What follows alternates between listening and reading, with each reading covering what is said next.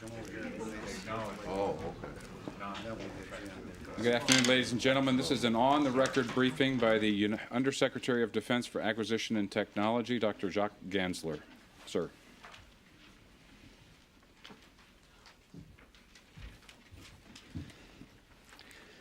Good afternoon. What I thought I would do is to just very briefly give you a perception of how we see it, and then throw it open to questions for you.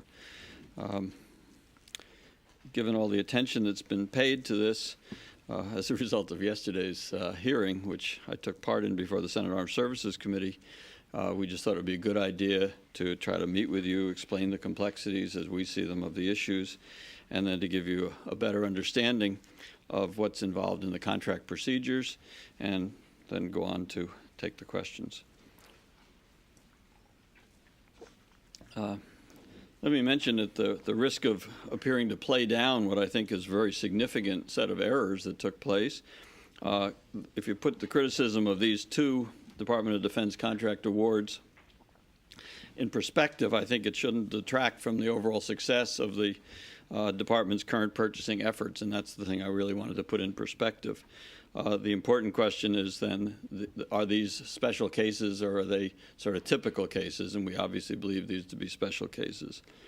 In fact, the Inspector General audit showed two incidences which occurred in 1994, 1996 time period, 2 to 4 years ago, and both of which were brought to the Inspector General's attention via the Waste, Fraud, and Abuse Hotline by government employees. Essentially, that's what we want to happen. That's why that hotline was set up for government employees to notify the DoD, and as the DoD Inspector General said, we responded immediately and took corrective actions. The IG identified these as errors, by the way. They were not illegal actions in any shape, according to the IG, and we agree with that. These errors were made in dealing with two commercial suppliers as the Department of Defense moved in this mid-90s time period towards greater use of commercial practices and commercial items. The first case, we paid more for a sole source commercial item purchased from the company's catalog than we had paid for the same items when we obtained them in a detailed cost analysis from the company 10 years or so ago. The buyer should have observed this difference and failed to do so. We also made repeated purchases at that time without leveraging our buying power to get substantial discounts, which we should have been able to do off the catalog price. When this was found out, we worked with the Department's Inspector General to investigate the problem, come up with solutions, and now we're providing much more guidance to our buyers and training them in how to do commercial buying and how to obtain fair and reasonable prices for these commercial items. In the case of one of these, we've negotiated a single contract for these parts, and based on all of the department's requirements so that any buyer can in fact go to that single agreement, and we got a substantial discount off the company's catalog prices, very substantial discount. In the second case, we had negotiated a contract for direct delivery on an as-needed basis. In other words, you don't have to have an inventory. You get the part when you need it, and you get it immediately delivered, sort of like the airlines would do when they have a problem with one of their spare parts. This contract eliminated the need for us to do forecasting, warehousing, and maintenance on these parts. The company guaranteed delivery of the parts at a specified location within agreed-upon timeframes. Problem was that the buyer mistakenly issued orders against the contract, not for ones and twos, but for large quantities of these to be delivered to our warehouse. It was an error. The price we paid was too high because the contract was based on delivery of small quantities for direct delivery to the specific locations, essentially flight lines. Some of these parts were also mistakenly coded as sole source when they should have been coded as competitive. As a result, the Defense Logistics Agency has been working with its hardware centers to ensure that this contract is used as it is intended to be used. In other words, if you need one quickly, then you'd pay an extra price for it, including the FedEx costs or whatever delivery you were using. And also to make the additional training available not just to those individuals who are involved in this program, but across the board. We want to make sure that the detailed policy guidance on determining fair and reasonable prices for commercial items is available to all of our contracting officers. Now, these improvements obviously will help us to correct the problems that we've identified and any future problems that we anticipate. The mistakes we made in these isolated cases were based on a number of factors. We failed to take advantage of our buying power. We failed to understand what we were buying in the case of rapid delivery versus buying for stockage. And we failed to fully understand what was included in those prices that we were paying. In other words, there were the benefits that should have been occurring at the higher prices. As soon as these were found out, and as I said, they were found out because of the system that we had set up with a government employee notifying us, and then we responded immediately to these mistakes. We then went back and fixed those. Training is a major step in that, because over the last few years now, we have basically tried to change dramatically the way in which we do business. Our marketplace has changed, our practices have changed, and we have to have the updated training to match those, and the tools, by the way, for the procurement people to be able to look back at prior prices and be able to make comparisons. The Inspector General, Eleanor Hill, made this clear in her testimony before the Senate Armed Services Committee yesterday. Ms. Hill acknowledged that the Office of the Undersecretary, I'm quoting here, the Office of the Undersecretary of Defense for Acquisition and Technology recognized the importance of our findings right away and took appropriate action, unquote. What is important to emphasize here, I think, is that these were rare cases. In the overwhelming majority of cases, using commercial practices and buying commercial items has clearly paid huge dividends in savings, responsiveness, and quality for the Department of Defense. As you know, the DoD managed more than about 7.8 million contracts in 1997, and that's valued at more than $120 billion. The vast majority of these purchases were handled efficiently using best commercial practices or best business practices, and in fact, most of these were competitive. In the Defense Logistics Agency alone, which handles more than 1.5 million purchasing contracts, and most of these are for small items each year, the use of commercial buying practices and the use of commercial parts has resulted in significant savings. In a recent sample that I had them go back and do in DLA, just for comparison of whether this was a special case or an aggregate case, what they found in the sample that they did was that you made savings in the range of 20 to 22%, depending on the product area, that they had order to receipt times reduced by 50 to 95%, again, depending upon which way they were doing it.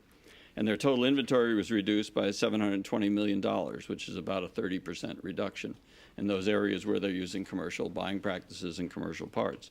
So overall, we think it's a very significant direction when we want to continue to move in that direction. Obviously, the defense acquisition system is one of the largest in the world. And as I noted in my testimony before the Senate Armed Services Committee, when we begin what amounts to a very complete restructuring in the way we do business, in other words, shifting to more efficient and effective commercial practices, purchasing high-quality commercial items when they meet our needs, we're bound to make a few mistakes. And that's very regrettable, and that shouldn't happen. Overall, however, the Department is managing its acquisition mission as a result of these changes far more efficiently and at greatly reduced cost to the American taxpayer, and that's our objective. Thank you. Question? Have you been monitoring the relations between the Pentagon and the defense industry?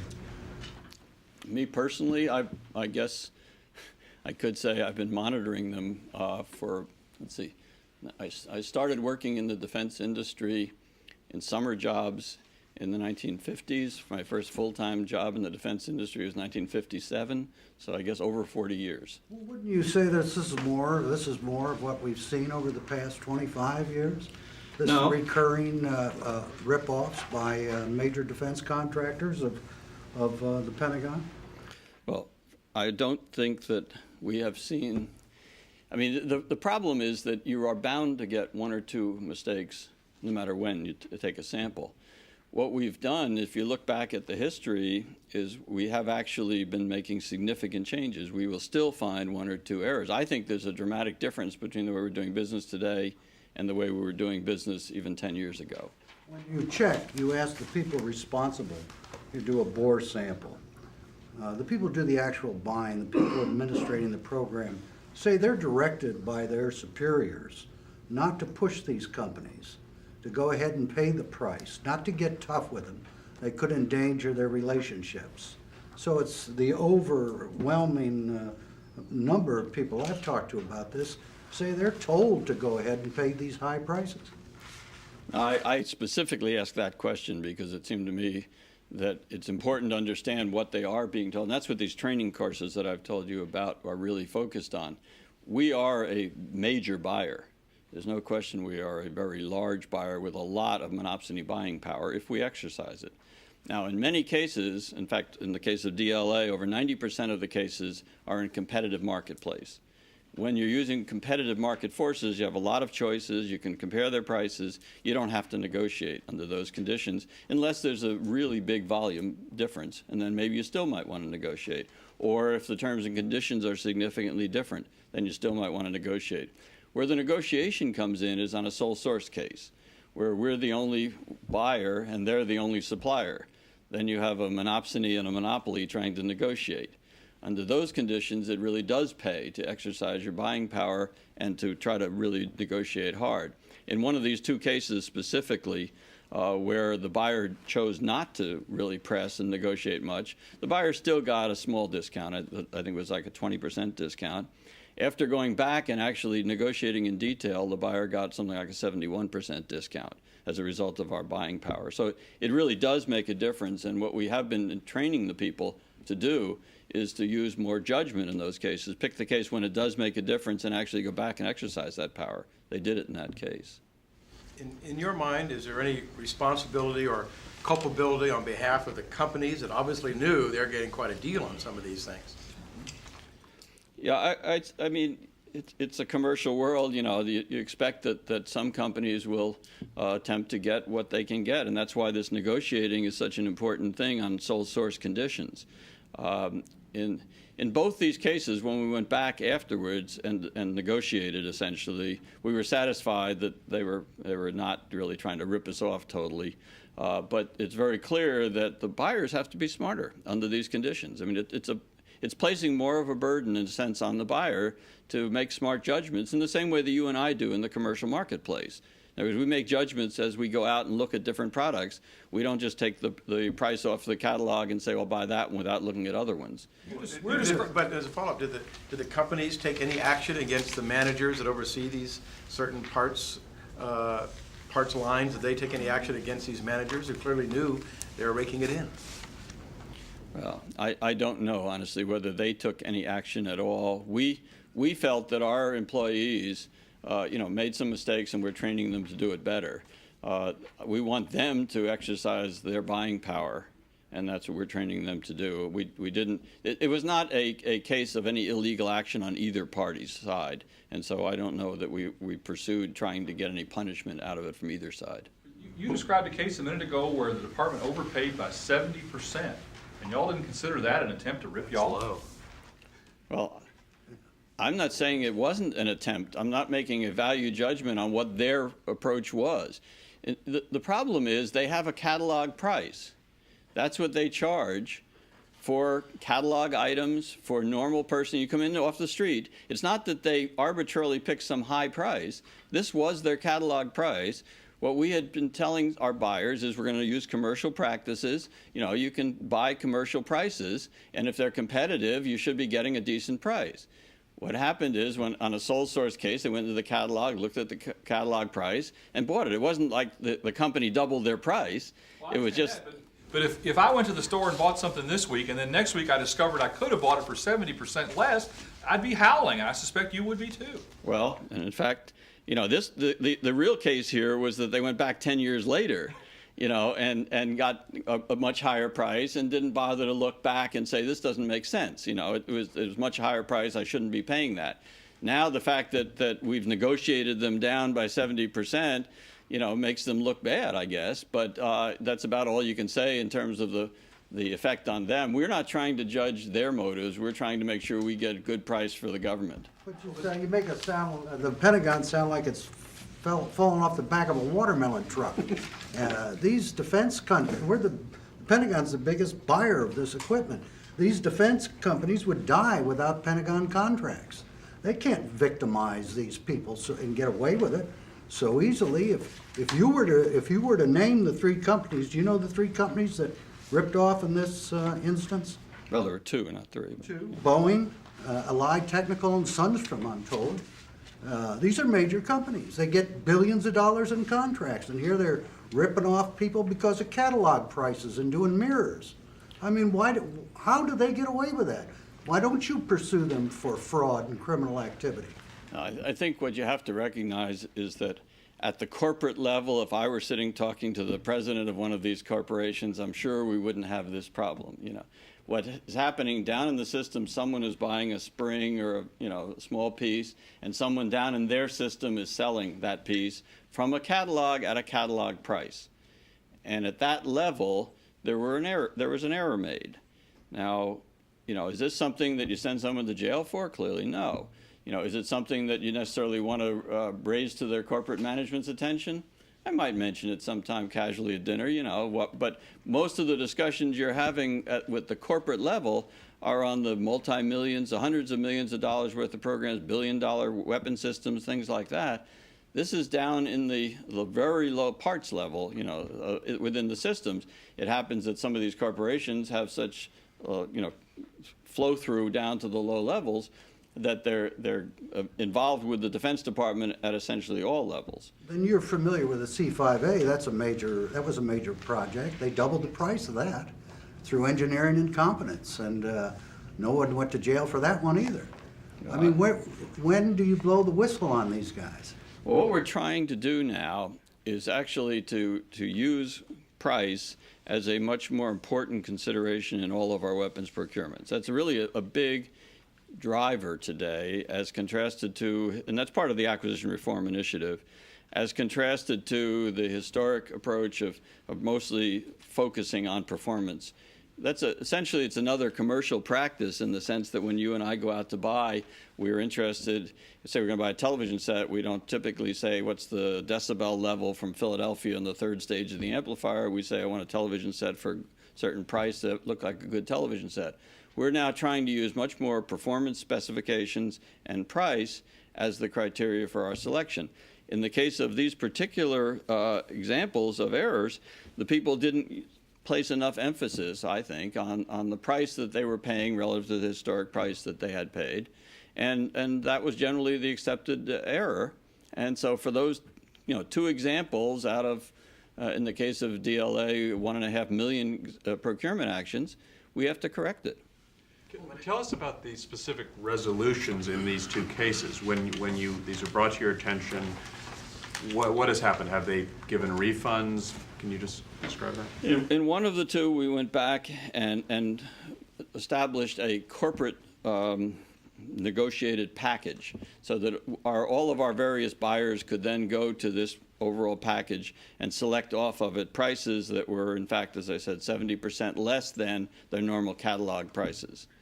In the other case, the company said that these are our normal catalog prices. We want to keep those because if we start giving them lower prices to other people, then they'd prefer not to do that. But on the other hand, what they said was that we will let you give back any parts you want to, and we'll give you the full price for those parts. What we've decided in that case is since they weren't willing to lower the price, we're going to simply compete them.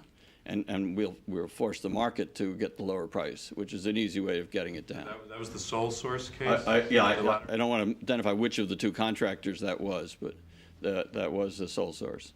Does the catalog really list a screw for $75? And doesn't the buyer take a second look and say, wait a minute? Look at that. Yeah, the way the buyer sees it, by the way, is some long part number, and it'll say screw. It's hard for him to identify what it is and what it's worth. This is somebody who's dealing with thousands of them. The reality is they made a mistake. If you look in hindsight back and say, what I pay $75 for that item, no. On the other hand, that's what we're trying to train them to do for the future. Did you return those screws? I don't know whether they have returned any or not. Some of these were purchased some time ago. Could I follow I mean, were these like stainless steel or platinum or titanium or, seriously? I mean, Yeah, were they- I honestly don't know. I mean, as I said, I found out about this yesterday. I haven't personally gone back and looked at either any of the parts or anything like that. We're going to have people who are going to go back and look at that to see if there's a story there that we should learn even more from. We learned a lot when we were told about it, when the IG highlighted it to us. We viewed it much more as a question of how do we prevent this from occurring again? Because we have so many purchases, you know, millions of them. We want to make sure that our people understand what they're doing and how to really use market pricing the way we do it. Comparative pricing, look at historic prices, other ways in which you can determine what the right price you should pay. How do you get good value for it? And that's what we focused on when we did the corrective actions, and in fact, including going back and negotiating with them. That was the focus we took. We didn't say, you know, it was very clear that this was paying too much for that item. Once you look at it, I mean, any rational person would say that's paying more than what probably you should pay for it. And so now the question is, well, why did we do it, and what corrective actions can we take so that in the future this doesn't occur? The fact that it was only a couple of cases, that it was pointed out by our system that we had set up for the government to alert people to it, we think there aren't a lot more out there of that type. And that's what we're trying to make sure of. What makes you think that? Well, just the example that I just gave you. First of all, because we were doing sampling to try to determine it. Secondly, because the way this came about was somebody in the government saying, you know, this doesn't look right. And we've only gotten those two examples. The IG's impression was that this was not a large, big problem. It was our impression it's not a large, big problem. I can't stand here today and guarantee there's not one more out there either out of, you know, 7 million. Well, you don't know, really. Isn't that the truth? You No, don't- because the vast majority of these are competed. And over 90% of them are competed. In that case, I have total confidence that the market is establishing the right prices. What about And all the high-cost ones we're getting enough visibility into. General Motors has a purchasing agent, gets a good salary, but if that guy saves a couple of $1 million for General Motors, he's rewarded to one way or another. Have you thought of an incentive program like that for people who buy things for the Pentagon, who buy far more than the General Motors purchasing agent? We've actually looked at it. Of course, we've looked at it much more, though, at the high dollar value, I have to admit. In other words, people who are buying a $2 billion item rather than a $2 item in terms of the incentives that we might consider. We've got some tests and some evaluations underway now to look at what forms of incentives we might be able to introduce. The acquisition workforce. I mean, this is a workforce that is really doing a very good job of making this transition in an environment in which we've been shrinking the workforce significantly. Over the last, let's see, from 89 until 97, the overall acquisition workforce, as part of the consolidation and downsizing that we've been going through in the Defense Department, has shrunk about 42%. Now, that's part of the DoD trying to essentially do what U.S. world-class corporations have been doing, you know, downsizing, streamlining, and so forth. So you have two things going on at once. You have this downsizing and streamlining, and then you have the cultural change trying to use switching from government buying practices into commercial buying practices. We're actually trying to introduce more commercial firms at the same time.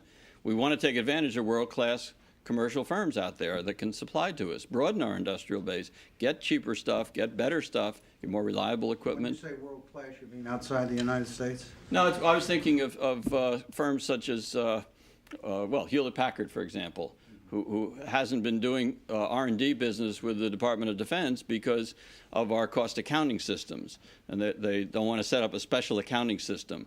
Well, we're saying if they're a commercial supplier, we have to figure out ways in order to be able to do business with them on more of a commercial practice, because they clearly are a world-class company that we want to draw on. And so we want to broaden the defense industrial base. We want to bring in world-class, high-quality, if maybe another way of saying it, commercial suppliers, take advantage of their price delivery. I mean, I should emphasize here that price is not the only big benefit that we gain from this. We gain a huge benefit in delivery time. On these DLA parts that I did this little sample on recently, not only did they save 20 to 25% on the cost, but they had a huge improvement in the delivery time. In other words, the order to receipt time, it averaged 50% in one category, about 95% in a couple other categories.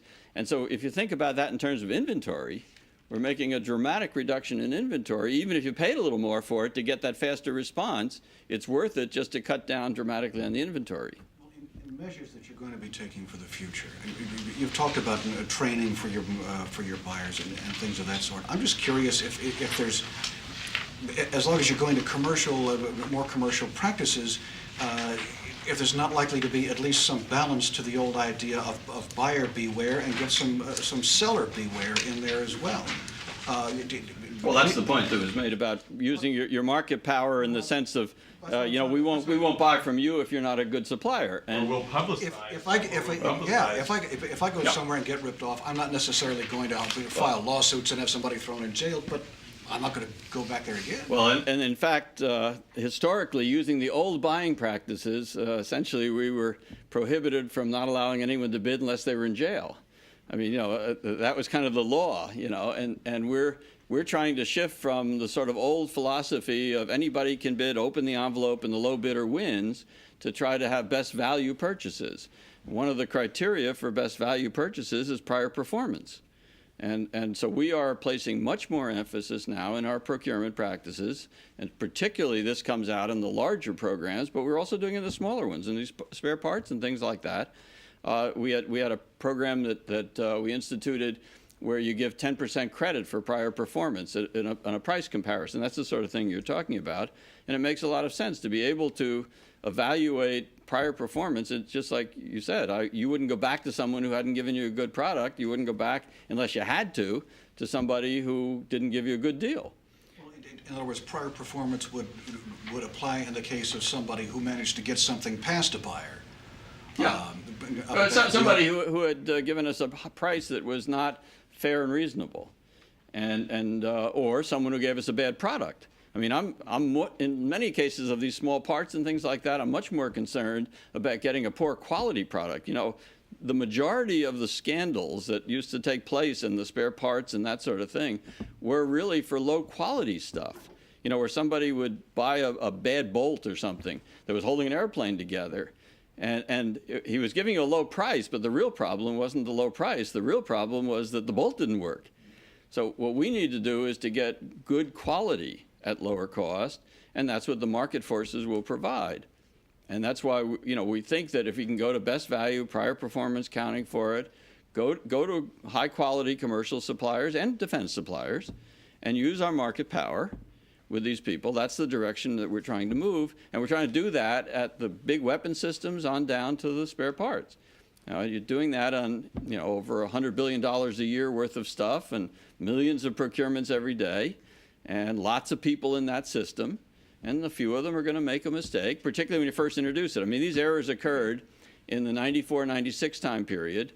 DLA at that time had started using some of these buying practices on medicine, on food, on clothing and textiles, where they were getting really significant savings and much, much better response. So they said, okay, now we'll start shifting it and start trying these practices, eliminate all the paperwork, eliminate all the practices. You go back and audit the cost, not the price, but the cost in the old way, and get lots of reports and so forth, almost negotiate item by item, single items. They said, let's go to more of these commercial practices, negotiate packages with the companies and so forth, and on a commercial basis, and start to move out on the spare parts types of stuff.